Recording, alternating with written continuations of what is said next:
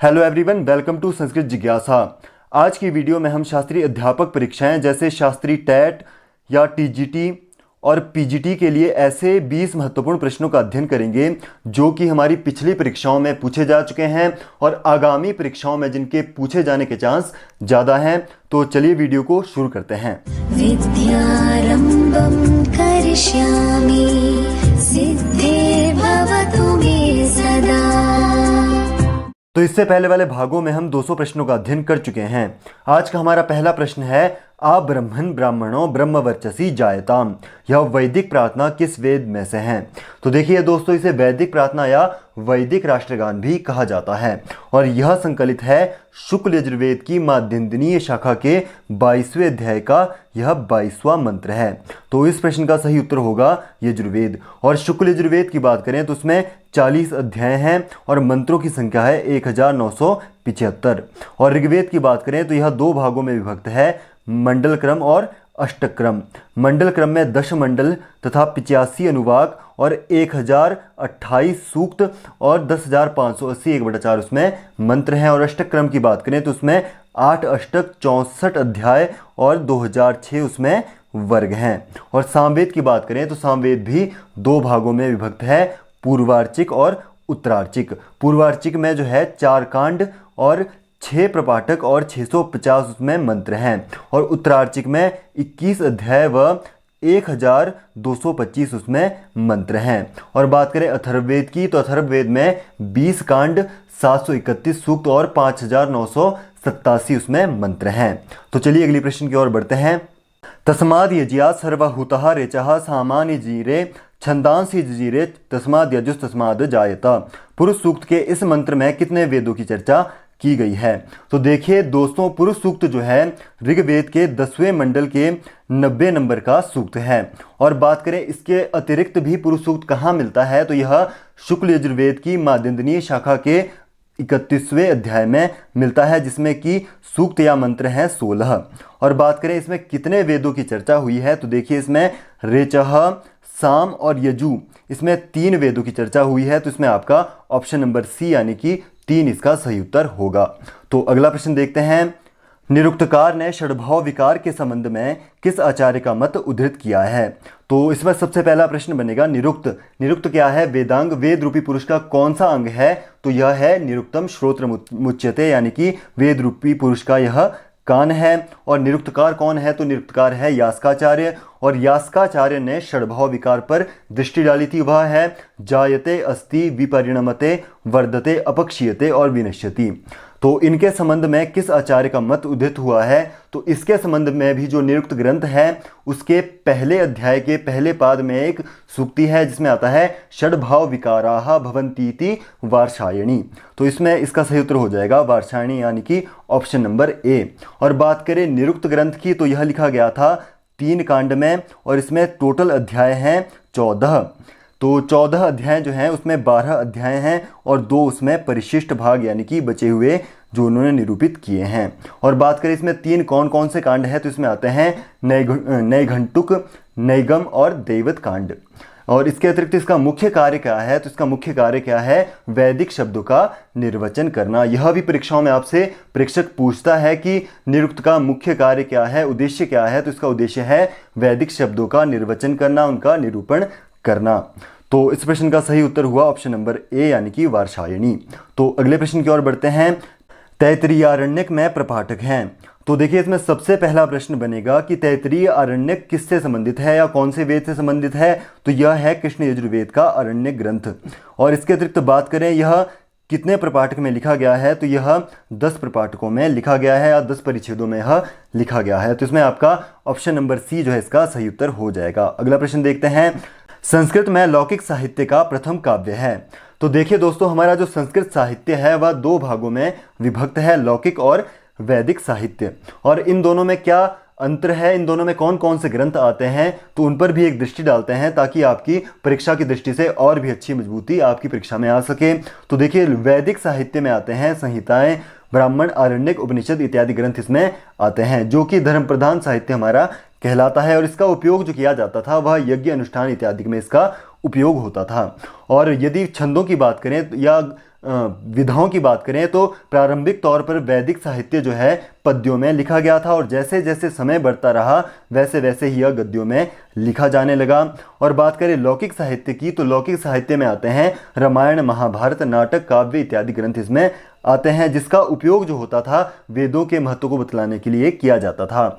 और यह भी प्रारंभिक तौर पर जो है पद्यों में लिखा गया, और जैसे जैसे सेंचुरी बढ़ती रही यह गद्यों में लिखा जाने लगा। परंतु जो हमारा गद्य साहित्य है वह सीमित है, क्योंकि वह उसके लेखन शैली जो है वह बहुत ही मुश्किल मानी जाती थी। तो इसमें जो है हमारा लौकिक साहित्य का प्रथम जो ग्रंथ माना जाता है वह रामायण को माना जाता है। तो इसमें आपका ऑप्शन नंबर बी जो है इसमें आपका सही उत्तर हो जाएगा।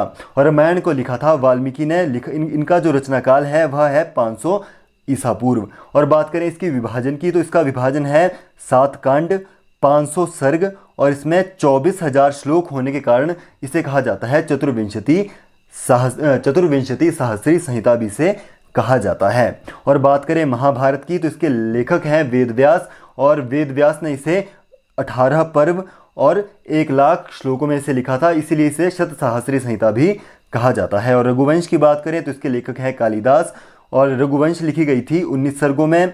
और बात करें बुद्ध चरितम की, तो यह लिखी गई है अश्वघोष द्वारा, जो लिखा गया था 28 सर्गों में, और रघुवंश लिखा गया था 19 सर्गों में। और रघुवंश में 31 सूर्यवंशी राजाओं की कथा वर्णित है।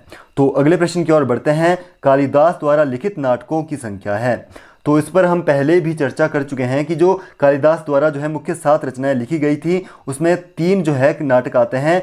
इसमें अभिज्ञान शाकुंतलम, विक्रमोर्वशीयम और मालविकाग्निमित्रम, इसमें यह 3 नाट्य ग्रंथ आते हैं। 2 इसमें महाकाव्य आते हैं। कौन कौन से आते हैं हमें आप कमेंट में ज़रूर बताएं। और खंड काव्य कौन कौन से आते हैं उसको भी आप हमें कमेंट बॉक्स पर ज़रूर लिखें। तो अगले प्रश्न की ओर बढ़ते हैं। शिशुपाल वधम में सर्गों की संख्या है। तो देखिए, शिशुपाल वधम की यदि साहित्यिक विधा की बात करें तो इसकी साहित्यिक विधा आती है महाकाव्य। और बात करें इसमें सर्गों की, तो इसमें टोटल सर्ग हैं 20। तो इसमें आपका ऑप्शन नंबर डी जो है इसके आपके सही उत्तर हो जाएगा। और बात करें इसके रचनाकार की, तो यह लिखा था माघ द्वारा, और इसमें नायक थे श्री कृष्ण। और इसमें जो इसका आधार यानी कि आधार ग्रंथ है वह है महाभारत का सभा पर्व, और इसमें जो रस है वह है वीर रस। तो यह सभी बातों को आप जरूर ध्यान रखें। अगले प्रश्न की ओर बढ़ते हैं। बृहत्त्रयी में कौन कौन से महाकाव्य सम्मिलित हैं? तो देखिए, हमारे साहित्य में 3 बृहत्त्रयी में और 3 जो है महाकाव्य लघुत्रयी में मिलते हैं। और बृहत्त्रयी में आते हैं किरातार्जुनीयम, शिशुपाल वधम और नैषधेय चरितम। किरातार्जुनीयम के लेखक हैं भारवी, और भारवी ने इसे 18 सर्गों में लिखा है। और शिशुपाल वधम की बात करें तो इसे लिखा है माघ ने, और माघ ने इसे 20 सर्गों में लिखा है। और बात करें नैषधेय चरितम की, तो यह लिखी है श्री हर्ष ने, इसे लिखा है 22 सर्गों में। तो इसका सीधा याद करने का तरीका है किसी नए से हम इसे याद रख सकते हैं। और इसके लेखक हम पढ़ चुके हैं कि इसके लेखक हैं किरातार्जुनीयम के भारवी, शिशुपाल वधम के माघ और नैषधेय चरितम के श्री हर्ष। और इसमें आप सीधा याद रख सकते हैं सर्गों को 18, 20, 22, यानी कि प्रत्येक में 18 के बाद 2-2 प्लस करते चलें। और लघुत्रयी की बात करें तो उसमें कालिदास कृत 3 ग्रंथ आते हैं, कुमार संभवम, मेघदूत और रघुवंश। इसे याद करने का सरल उपाय है कुमे रघु, जिसमें कि कुमार संभवम में 17 सर्ग हैं, मेघदूत में 2 खंड, पूर्व मेघ और उत्तर मेघ, और रघुवंश में 19 सर्ग हैं। और रघुवंश में जो है 31 रघुवंशियों की कथा वर्णित है। तो अगले प्रश्न की ओर बढ़ते हैं। सतीव योषत प्रकृति सुनिश्चला पुमान समभ्येति भवांतरेष्वपि, यह उक्ति किस कवि की है? तो देखिए, यह उक्ति जो है यह माघ द्वारा विरचित है। तो इसमें आपका ऑप्शन नंबर सी जो है इसमें आपका सही उत्तर हो जाएगा। और माघ के किस ग्रंथ में यह मिलती है? तो महाकाव्य माघ द्वारा लिखित महाकाव्य है शिशुपाल वधम, तो इसमें यह मिलती है। तो शिशुपाल वधम के प्रथम सर्ग में यह मिलती है। और इसमें टोटल सर्ग हैं, यानी कि शिशुपाल वधम में टोटल 20 सर्ग हैं, और इसमें 1645 टोटल श्लोक हैं। यह भी आप जरूर याद रखें। अगले प्रश्न की ओर बढ़ते हैं। निम्नलिखित में से कौन राजा दिलीप के गुरु थे? तो देखिए, राजा दिलीप का वर्णन मिलता है रघुवंश में। तो हम बात कर चुके हैं कि रघुवंश में 19 सर्ग हैं और 31 रघुवंशी राजाओं की कथा इसमें वर्णित है, और यह लिखी गई है महाकवि कालिदास द्वारा। और बात करें राजा दिलीप के गुरु की, तो इनके गुरु थे विशिष्ट। तो इसमें आपका ऑप्शन नंबर बी जो है इसमें आपका सही उत्तर हो जाएगा। तो देखिए राजा दिलीप और सुदक्षिणा के पुत्र न होने के कारण जो है पहले सर्ग में विशिष्ट ऋषि गौ सेवा का आदेश उन्हें देते हैं या उनको उपाय जो है बतलाते हैं, और द्वितीय सर्ग में जो है राजा दिलीप और सुदक्षिणा के द्वारा गौ सेवा का वर्णन आपको देखने को या पढ़ने को मिलेगा। तो इस बार परीक्षाओं में पूछा गया था कि राजा दिलीप और सुदक्षिणा द्वारा या राजा दिलीप द्वारा गौ सेवा का वर्णन कौन से अंक में मिलता है, सर्ग में मिलता है, तो वह द्वितीय सर्ग में मिलता है। तो यह भी आप जरूर याद करें। तो अगले प्रश्न की ओर बढ़ते हैं। बाणभट्ट कृत कादंबरी में नायक के कितने जन्मों की कथा वर्णित है? तो देखिए सबसे पहला हमारे पास यहाँ प्रश्न बनेगा, कादंबरी के लेखक कौन है? बाणभट्ट। और इसकी साहित्यिक विधा क्या है? गद्य काव्य। यह आप जरूर ध्यान रखें। और इसका यदि हम भागों की बात करें तो यह 2 भागों में लिखी गई थी। और नायक के विषय में बात करें तो नायक है इसमें चंद्रापीड़, जो किसका पुत्र था? इसके पिता का नाम था तारापीड़। और बात करें इसमें कितने जन्मों की कथा वर्णित है, तो इसमें 3 जन्मों की कथा आपको देखने को मिलेगी। तो इसमें आपका ऑप्शन नंबर ए जो है इसका आपका सही उत्तर हो जाएगा। अगला प्रश्न है, स्वप्नवासव दत्तम नाटक में पद्मावती की शिरोवेदना का वर्णन किस अंक में वर्णित होता है? तो देखिए स्वप्नवासव दत्तम एक नाटक है जो लिखा था भास ने। और बात करें इसमें अंक की तो इसमें टोटल अंक है 6, और इसमें नायक है उदयन और नायिका है इसमें वासव दत्ता। और शिरोवेदना का जो वर्णन मिलता है वह 5वें अंक में मिलता है। तो इसमें आपका ऑप्शन नंबर सी जो है इसका आपका सही उत्तर हो जाएगा। अगला प्रश्न है, उत्तर रामचरितम नाटक का मुख्य रस है? तो देखिए उत्तर रामचरितम का जो यदि हम इसकी साहित्यिक विधा की बात करें या इसके रचनाकार की बात करें तो इसके रचनाकार है भवभूति, और इसकी साहित्यिक विधा है नाटक जो लिखी गई थी 7 अंकों में। तो यह भी आप जरूर याद रखें। और आधार ग्रंथ की बात करें तो इसका आधार ग्रंथ है रामायण का उत्तरकांड। और इसमें नायक की बात करें तो नायक है इसमें राम और नायिका है इसमें सीता। और इसमें रस की बात करें तो इसमें करुण रस मिलता है। तो इसमें आपका ऑप्शन नंबर बी जो है इसमें आपका बिल्कुल सही उत्तर हो जाएगा। अगला प्रश्न है, ब्राह्मणेन निष्कारणः षडंगो वेदध्येयो गेयश्च, यह उक्ति है। तो यह उक्ति लिखी है पतंजलि ने व्याकरण महाभाष्य में। यह आपको देखने को मिलेगी व्याकरणाध्ययनस्य प्रयोजन में। तो इसमें आपका ऑप्शन नंबर सी जो है इसका आपका सही उत्तर हो जाएगा। और बात करें महाभाष्य में आनिकों की तो इसमें टोटल आनिक है 84 या 85। 85 क्यों? तो यह मत क्यों है? क्योंकि जो कुछ विद्वानों का कहना है कि जो व्याकरण महाभाष्य है उसके पहले आनिक का नाम है पसपसा आनिक, जिसे कहते हैं प्रस्तावना, जिसे वह आनिकों की श्रेणी में नहीं मानते हैं। इसी कारण इसमें 2 मत देखने को मिलेंगे।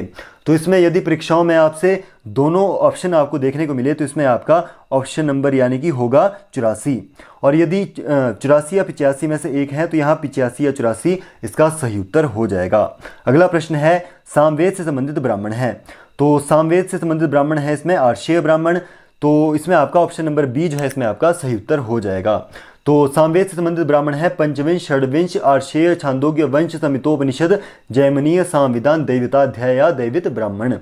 तो यदि गोपथ की बात करें तो यह है अथर्ववेद से संबंधित ब्राह्मण ग्रंथ। तैत्तिरीय की बात करें तो यह आता है कृष्ण यजुर्वेद से संबंधित ब्राह्मण ग्रंथ। और शुक्ल यजुर्वेद से संबंधित ब्राह्मण ग्रंथ है शतपथ ब्राह्मण। और ऐतरेय और कौशितकी या जिसे हम शांखायन भी कहते हैं वह है ऋग्वेद से संबंधित ब्राह्मण ग्रंथ। तो अगला प्रश्न है, माता भूमि पुत्रोहम पृथिव्याः मंत्रांश किस वेद से संकलित है? तो यह है अथर्ववेद के पृथ्वी या भूमि सूक्त से। तो इसमें आपका ऑप्शन नंबर बी जो है इसका सही उत्तर हो जाएगा। और अथर्ववेद में जो है 20 कांड, 731 सूक्त और 5987 उसमें मंत्र हैं। उसमें की जो हमारा 12वां कांड है, 12वें कांड की जो प्रथम सूक्त का नाम है पृथ्वी सूक्त, जिसमें टोटल मंत्र हैं 63। तो यह भी आप जरूर ध्यान रखें। तो अगला प्रश्न है, ऐतरेय ब्राह्मण का संबंध किस वेद से है?